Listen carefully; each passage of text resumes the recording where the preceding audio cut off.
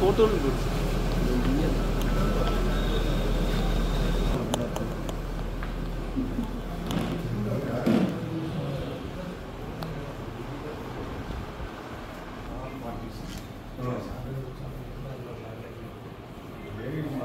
Party ఆదేశాలు కొంచెం సహకరించాం. మేము ఇప్పుడు నాన్ వైలెన్స్